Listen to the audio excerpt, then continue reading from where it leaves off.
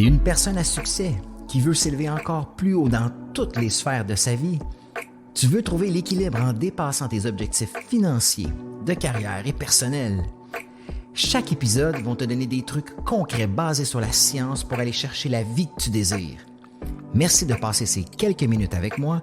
C'est un départ.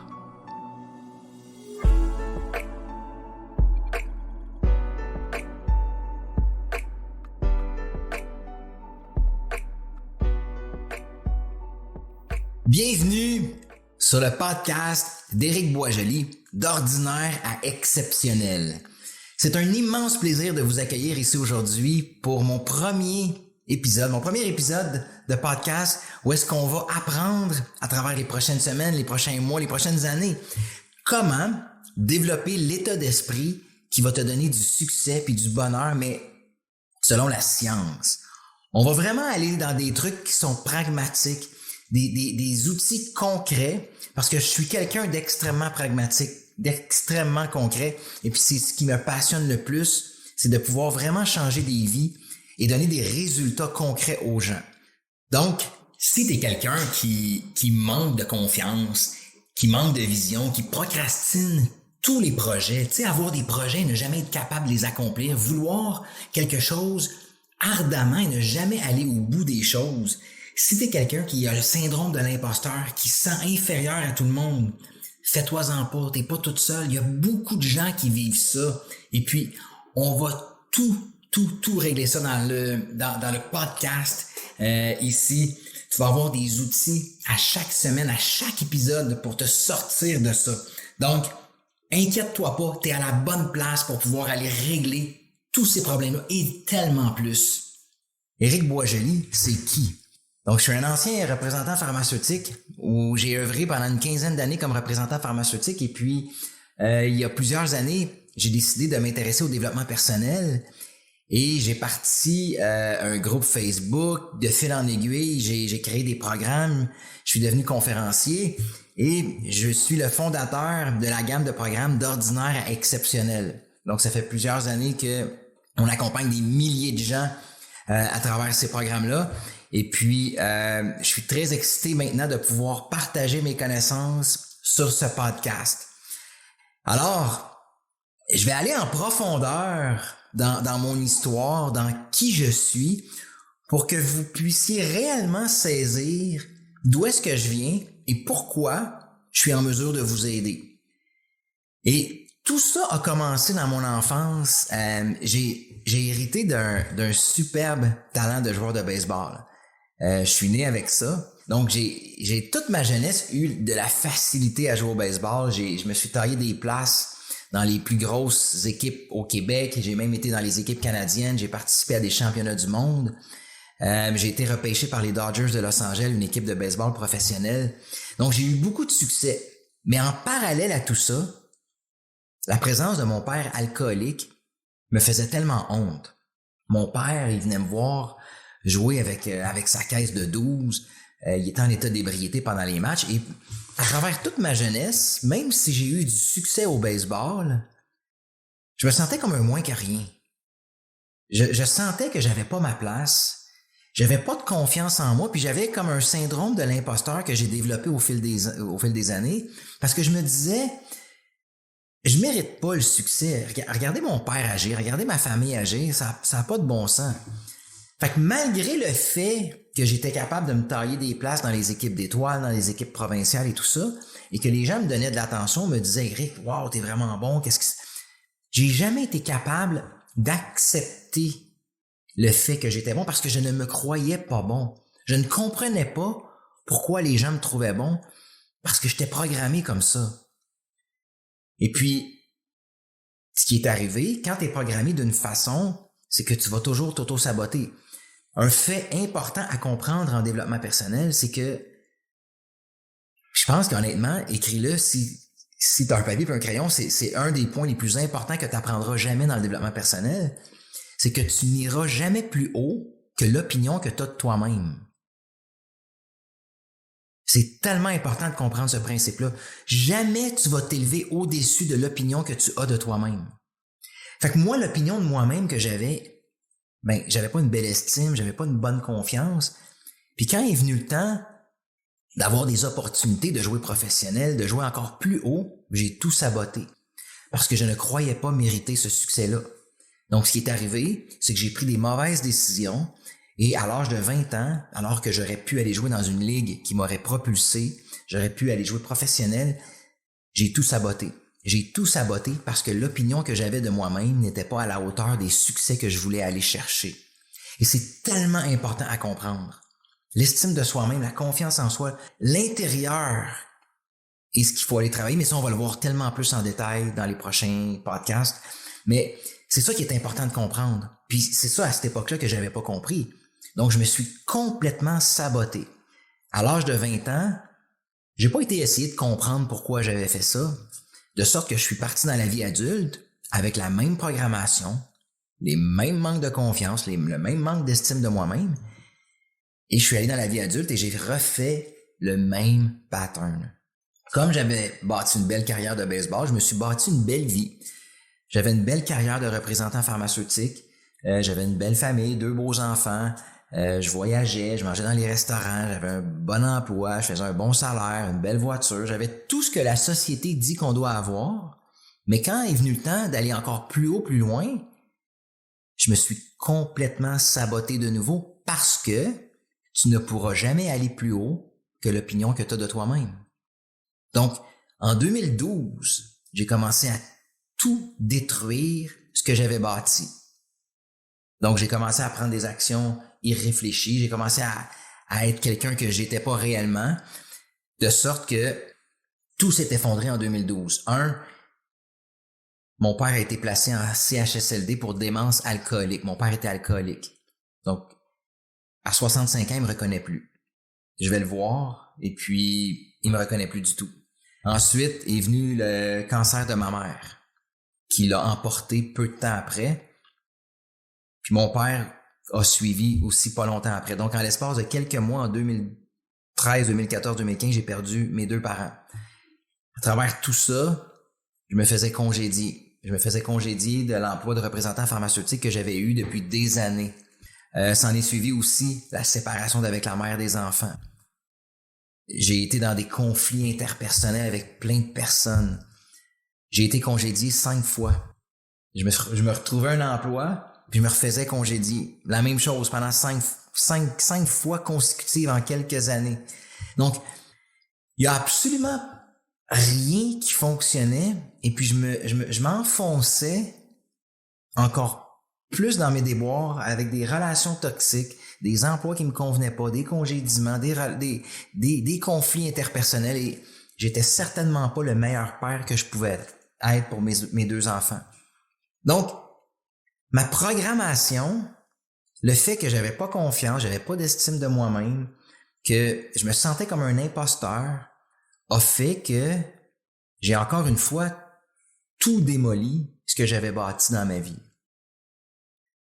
Mais cette fois-ci, contrairement à l'âge de 20 ans où est-ce que j'ai rien compris de tout ça et que je suis parti dans la vie, cette fois-ci, ça a été beaucoup plus douloureux et il y a eu une prise de conscience que j'ai faite et je me suis dit, il y a quelque chose qui fonctionne pas avec moi. Parce que quand j'étais dans le feu de l'action au niveau des problématiques que je vivais, des congédiements, des relations toxiques et tout ça, j'avais le réflexe de victime. Je me disais, c'est tout le temps la faute des autres. C'était mon patron qui était pas adéquat. C'est la personne que j'avais rencontrée qui m'a joué dans le dos. Peu importe.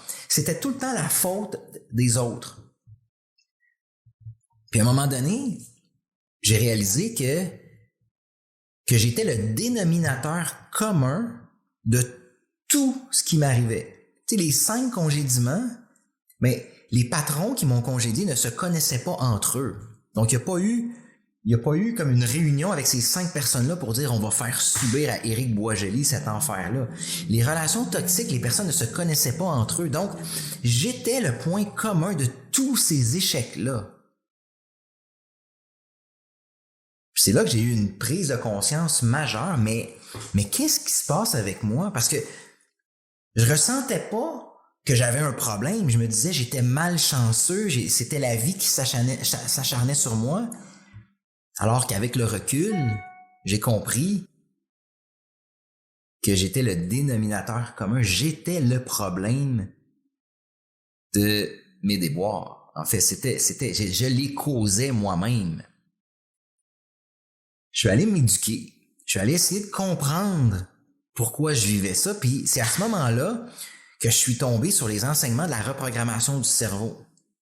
Je suis tombé sur des enseignements où est-ce qu'on expliquait les programmes qu'on a en cours dans l'enfance, les schémas, les patterns qu'on développe dans notre environnement lorsqu'on est enfant. Là, tout de suite, il y a eu comme une lumière qui s'est allumée, puis oui, j'ai grandi avec un père alcoolique, oui, j'ai senti le syndrome de l'imposteur, oui, j'ai manqué de confiance toute ma vie, oui, j'ai été capable d'aller chercher du succès, mais je détruisais tout. Fait que tout a commencé à prendre son sens quand j'ai commencé à comprendre le cerveau humain, les comportements humains, pourquoi on agit de telle façon. J'ai compris que 5% de notre vie est contrôlée par la partie consciente du cerveau. Ça, c'est la partie de nos désirs, la partie où est-ce qu'on raisonne. Okay? C'est le néocortex en avant du cerveau. C'est cette partie-là qui fait qu'on prend des décisions. Mais que 95% de notre vie est contrôlée par la partie subconsciente. Ça, c'est la partie des habitudes, des réflexes, des émotions. Donc, imaginez-vous que la partie consciente, c'est une fourmi. Donc, votre fourmi veut réaliser tous ses rêves parce que vous raisonnez, hey, je veux une belle relation, je veux avoir de l'argent, je veux être bien. Votre petite fourmi là est en train de planifier tout votre vie. C'est la partie consciente de votre cerveau. Par contre, votre subconscient, c'est un éléphant. Et pour avoir ses rêves, la fourmi doit vaincre l'éléphant. Aucune chance. Aucune chance que la fourmi passe à travers un éléphant. Donc, j'ai compris que pour atteindre mes rêves, ça pouvait pas être la fourmi contre l'éléphant. Il fallait que la fourmi travaille avec l'éléphant. Donc, il fallait que j'aligne mes désirs avec mes programmes inconscients. Mais mes programmes inconscients étaient de me détruire, que j'ai pas confiance, que je mérite pas le succès, que je ne vaux pas la peine, que j'ai le syndrome de l'imposteur. C'est pas intéressant ce que j'ai à dire. Donc, j'étais rempli de croyances limitantes, de programmes erronés dans mon subconscient qui m'empêchaient d'avoir le succès que je voulais. Je voulais bien avoir du succès consciemment, je raisonnais, puis je me disais, je la veux la belle relation, je la veux l'abondance financière, je le veux cet emploi-là qui va me faire rêver, ou je veux partir mon entreprise. Consciemment, ma petite fourmi voulait tout ça, mais inconsciemment, l'éléphant disait, c'est pas ça que t'as programmé, c'est pas ça que tu as en toi. T'as en toi l'échec, t'as en toi le syndrome de l'imposteur, le manque de confiance. Donc, quand j'ai compris ça, je me suis dit, OK, donc, même si je travaille comme un fou sur moi-même, avec ma petite fourmi au niveau conscient, j'ai beau me créer des désirs, j'ai beau me créer des vision boards, j'ai beau me créer tout ce que je voudrais, si je ne reprogramme pas la partie subconsciente de mon cerveau, je n'ai aucune chance. Et c'est ce qui arrive avec la majorité des gens. La majorité des gens, 99% des gens, c'est leur petite fourmi qui dit « Oui, je veux ça, oui, je veux ça, oui, je veux ça, oui, je veux ça. » Mais l'éléphant, derrière, il n'est pas programmé du tout pour ça. Alors là, il faut, en tant qu'être humain, travailler à ce que la fourmi soit le partenaire de l'éléphant et que les deux ensemble se dirigent vers vos rêves. Et c'est ce que j'ai compris. Puis c'est ce qu'on va voir à travers toutes les émissions.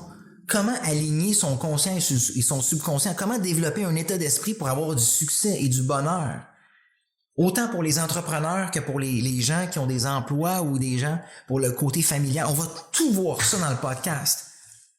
Puis quand j'ai compris comment on faisait ça, comment on fonctionnait, comment on alignait la fourmi et l'éléphant, ben, ma vie s'est transformée comme vous ne pourriez jamais l'imaginer. J'ai été capable de quitter une industrie, l'industrie pharmaceutique qui m'éteignait au plus haut point. J'étais représentant pharmaceutique depuis 15 ans, j'avais plus de plaisir là-dedans, j'avais pas de fun, mais je connaissais rien d'autre, je ne savais rien d'autre. Mais en allant apprendre à reprogrammer mon cerveau, j'ai développé d'autres intérêts, j'ai développé des compétences et puis j'ai été capable de partir une business incroyable qui à ce jour, on a au-dessus d'une dizaine d'employés, on a accompagné au-dessus de 1000 personnes dans différents programmes. C'est complètement extraordinaire. Après des années de relations dysfonctionnelles, de relations qui fonctionnaient pas, j'ai été capable de rencontrer une femme extraordinaire aujourd'hui. Mes enfants qui tournaient en rond il y a quelques années, en me voyant tourner en rond, j'étais un modèle pour eux. Aujourd'hui, mon plus vieux Justin poursuit son rêve de jouer au baseball professionnel dans une école en Floride. Mon plus jeune a été accepté à l'école secondaire de ses rêves où est-ce qu'il va aller en multimédia. Mes enfants poursuivent leurs rêves. J'ai un groupe Facebook de 35 000 personnes qui me suivent. Je suis à l'écriture, au moment d'enregistrer ce podcast-ci, je suis à l'écriture de mon premier livre. Je lance mon premier podcast, comme vous pouvez le constater. Ma vie s'est complètement transformée parce que j'ai compris que de travailler uniquement avec ma partie consciente de mon cerveau ne fonctionnait pas. Il fallait que j'aille me reprogrammer. Mais la majorité des gens, ce qu'ils font, c'est qu'ils lisent des livres, ils écoutent des vidéos, ils écoutent des podcasts, ils écoutent des conférences, ils vont dans des retraites, mais ils ne font que travailler la partie consciente. C'est dans la partie subconsciente où est-ce que 95% de ta vie est jouée que se déroulent tous les changements. Il faut que tu changes tes patterns de pensée, il faut que tu changes tes comportements. C'est tout au niveau cellulaire de ton corps, mais il faut que tu ailles en profondeur. Quand j'ai compris ça, il y a un switch à 180 degrés qui s'est fait, puis c'est là que tout a changé pour moi. Mais il y a 4 changements principaux que tu dois comprendre, que tu dois faire. Puis je vais te les nommer aujourd'hui, ces 4-là, puis dans les prochains épisodes, on va aller beaucoup plus en détail dans tout ça pour pouvoir t'aider à débloquer puis pouvoir t'aider à réaliser tes rêves, que tu sois un entrepreneur à succès, que tu sois quelqu'un qui fait déjà 1 million par année avec une entreprise incroyable ou que tu sois quelqu'un qui est une maman à la maison qui est tout aussi incroyable que l'entrepreneur, que peu importe ce que tu fais dans la vie, on fonctionne tous de la même façon et on a tous des rêves qu'on peut tous atteindre si on travaille sur soi de la bonne façon. Donc, le premier changement que tu dois faire dans ton cheminement personnel, c'est de cesser d'être un expert en apprentissage et devenir un expert de toi-même. Parce qu'on apprend, mais on n'applique rien. On apprend un paquet de théories sur comment changer, mais on oublie de devenir un expert de la personne qui va appliquer ces théories-là. T'as beau lire 50 livres sur n'importe quoi, puis tu deviens un expert d'un domaine, si tu ne deviens pas un expert de toi-même, un expert de ta personne, un expert de contrôler tes pensées, un expert de tes émotions, t'as aucune chance. Mais aujourd'hui, les gens deviennent des experts d'apprentissage, mais ils oublient d'être un expert de leur personne. Fait que c'est le premier changement qu'on doit adresser, c'est d'arrêter d'être une encyclopédie sur 2 pattes puis de devenir une personne qui intègre les choses. Le deuxième changement, j'en ai parlé auparavant dans le podcast, c'est qu'on doit éliminer nos blocages subconscients.